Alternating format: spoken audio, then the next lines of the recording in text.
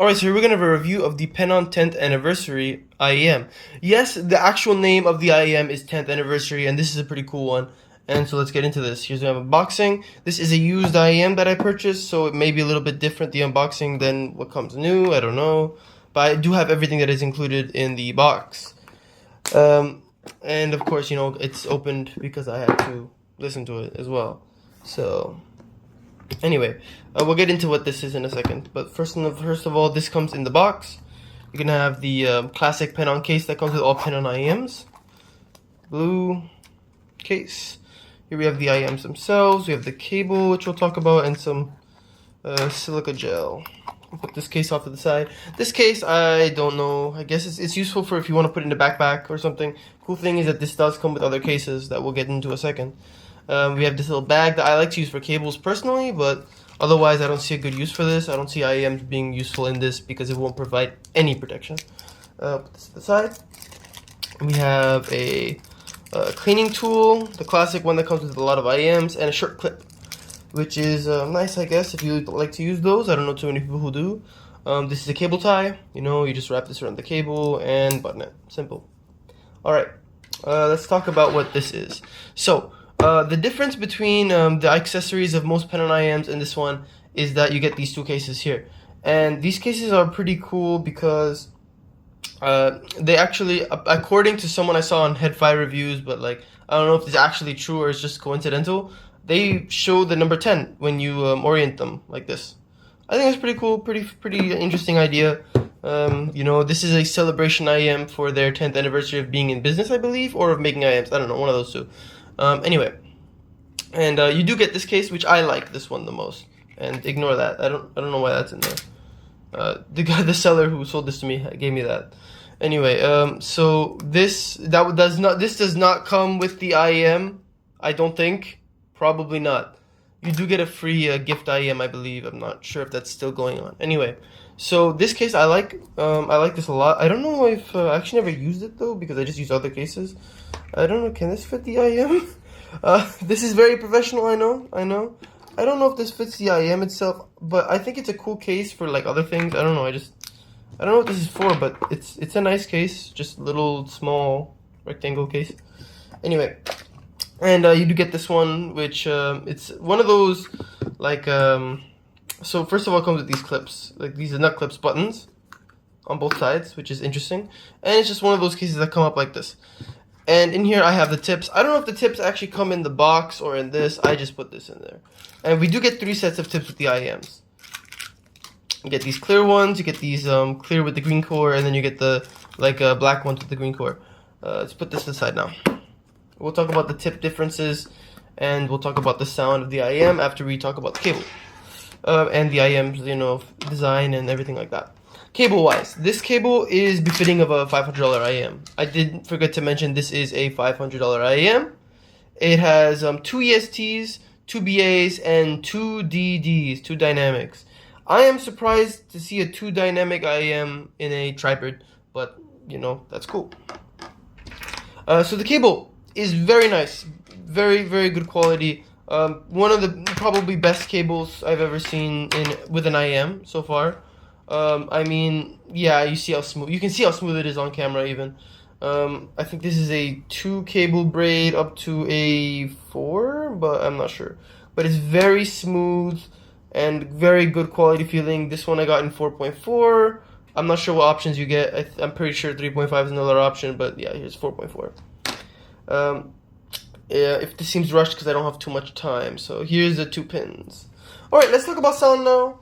I'm sure that's why you're here. Oh, actually I want to talk about comfort really quickly first. Move this cable off the side. Comfort-wise, I found this to be probably one of the more comfortable large IEMs. I don't know what they did to make the shaping comfortable because usually IEMs of this size are quite uncomfortable for me. Let me get the oxygen for, what do you call it, for scale. Quite a bit bigger. Let me get another IEM here that is good for reference. This is the Tri-Meteor. This is a similar size to the Quartet, and yeah, this is even bigger than that, by quite a large margin here. So this is a pretty big IEM. I mean, makes sense given the amount of drivers in here, which you can actually see pretty clearly in the blue resin. I mean, you can see the two BAs or ESTs. I don't know which one those are.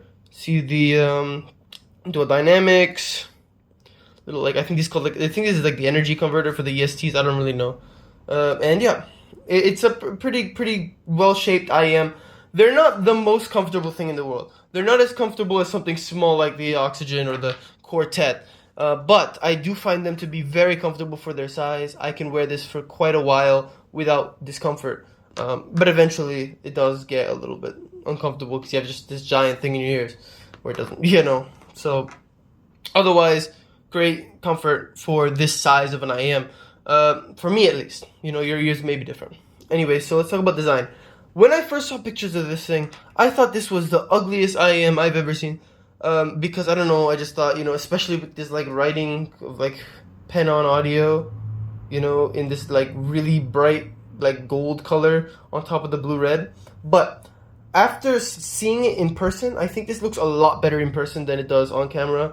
So I mean, all I can really do is show you what it looks like on the camera, but in person, I think that these look better than they do on pictures online. And I actually I'm starting to like the way these look. I don't know, especially when you realize that this is a celebration IEM for their 10th anniversary. It does really feel like a celebratory look to it. I don't know how to explain that, but it looks like this is a celebration of something. And the blue red swirls actually look quite nice. So I'm actually enjoying the look of these. I did not expect to when I got them, but I do enjoy the look. Anyway, let's talk about now sound. And so for me, it was interesting. The clear tips were extremely harsh, and I did not like them at all. I found it to be a mess completely, just in every frequency range. Poor bass, really harsh highs, weird mids. These were terrible. So and that was the first tip I tried. So I thought this was going to go terribly, and then so I tried this one, better, but still not for me. And then I tried this one, and I got a great sound that I will talk about in a bit. But after that, I tried these the small spin fits. Let me get those. These small ones with the pink tips, and I got a good sound. Sounded similar to these tips, but wasn't as good for me as actually the normal small spin fits. Those were the extra smalls. These are the smalls. For me, usually I don't use these unless I feel like having a bigger tip fit, and I actually found it to be more comfortable than the extra smalls for me. So I don't know what is with the shaping of this IEM that. For me, I actually wanted a bigger tip than usual. So if you feel like the small tips are not comfortable, try a slightly bigger tip than what you're used to, and maybe it'll be more comfortable for you. That's what happened to me, at least. Now, let's talk about... I don't know why it's... Oh, there we go, yeah. The lighting got messed up for a second. Okay, and so, yeah, I don't know why I wanted a slightly bigger tip for this IEM specific, so if you want, try that. So, let me talk about my listening experience with these, because it's a bit interesting. So I got this tribrid. I haven't listened to too many tribrids yet. I mean, I've listened to a couple, as you've seen on my channel, maybe the EJ07 and ESD112 and other. I've listened to tribrids, but not the most tribrids out of probably most reviewers. And so when I saw this IEM and I saw the reviews of it and all this stuff, I imagined something very spacious, airy, large soundstage, great detail, and so I was really expecting that. And so when I listened to it, I did not get that. And so even with the whole review, by the way, is going to be based on me wearing with the small spin fits. And so I didn't get that at first. And I was like, man, I don't like these. It sounds stuffy and I wasn't a fan. I kept listening though. And, I noticed that the sub bass especially was very impactful, excellent. And the mid range was very beautiful and forward and with great detail. So I was like, okay, and then I changed my mindset of when I was listening to them. I thought, I tried to think of it in a different way. Like, okay, let me think of it as a bass-heavy IEM with forward great mids. And once I changed what I was expecting with the sound, because the problem is I had a big expectation to have a 3D space, especially with an IEM this big. When you see an IEM that's big, with all these drivers, especially with ESTs, I was thinking of something that would be spacious, large, great soundstage, and all that. And I wasn't getting that. And when I changed my mindset into something different, more of a fun sound, not as much accuracy, more literally like a celebrationary sound, with heavy bass, very forward mids for me. I enjoy that, and I didn't find the highs to be the greatest thing. We'll talk about that, but the highs are fine. The highs are good. But when I thought of it like in this way, in this type of sound, I actually started to really enjoy these. I actually really like these IEMs. So let's talk about bass, mids, and highs here. So the bass, especially the sub bass, is very, very impactful. It's big. It's got great punch. And it's got good rumble, good decay. Great quality bass from these dual dynamics here. I will say the mid bass is a little bit underwhelming. I know, like I say, the bass is great, and the bass is great in general, even the mid bass. But I found the mid bass to be a little bit like disappointing after hearing the sub bass. The mid bass is a little bit weaker, a little bit recessed. I don't know. It wasn't the best for me. I've heard better mid bass, but in cheaper ranges. I don't know. These are $500. I don't know if I forgot to mention that, but. It was quality still. It was quality, and it was enjoyable. Now, going on to the mid-range. I did not expect the mid-range to be good when I first got these, because I thought, what can 1BA do for a mid-range? Come on. It's a $500 IEM, and I'm getting 1BA in a $500 for the mid-range in a $500 IEM. Man, that's going to be terrible.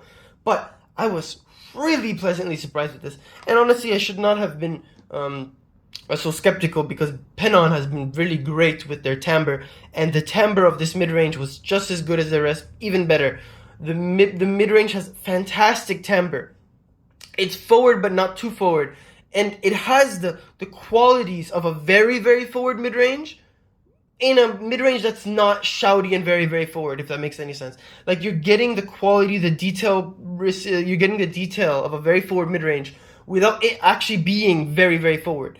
It's not. It's really complements the rest of the sound now, and the bass doesn't overwhelm the mid range. They're both emphasized, but they don't overtake each other. It's well balanced with each other. The mid range is just very smooth, very clear. Now, I do every once in a while, especially when I was listening with these ones, I noticed it the most. Of course, I said I didn't like these. I noticed it sounded very raspy. It sounded like every single singer was going through puberty when I was listening to these clear ones. Once I got the proper fit, it fixed that problem. So if you're getting that problem, fix the fit of the IEM. Maybe it'll fix it for you. But really a very clear, smooth mid-range with excellent detail. Out of just 1BA, I was shocked. I was shocked that 1BA can do, especially because I usually hate BA timbre. So that was beautiful, and it really was an excellent sound coming out of the mid range, and the vocals and all of that. Very good.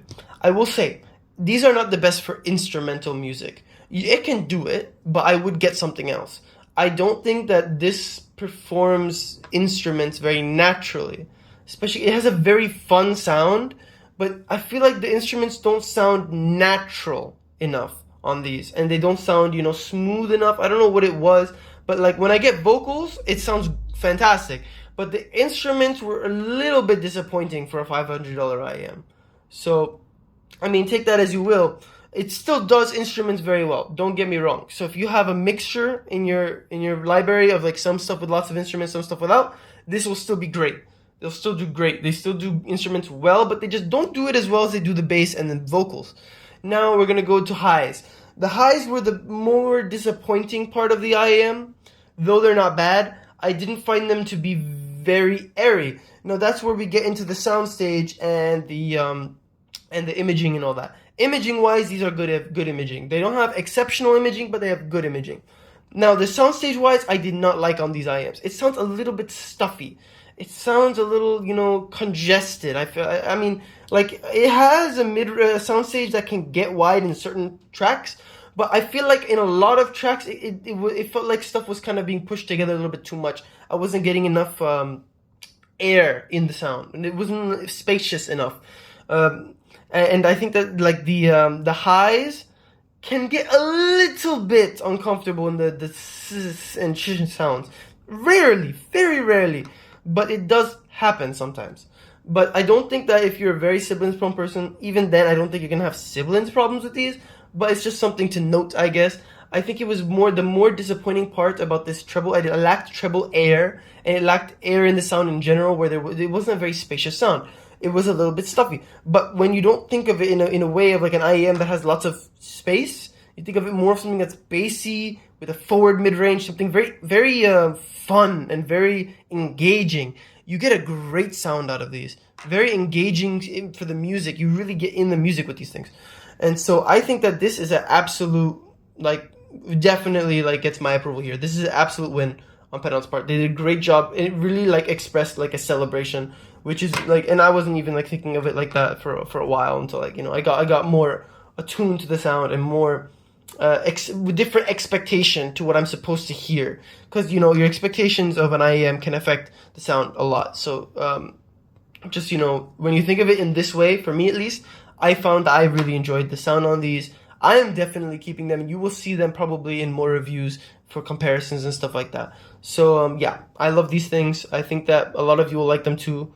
Yeah, I hope this video helped out. See ya.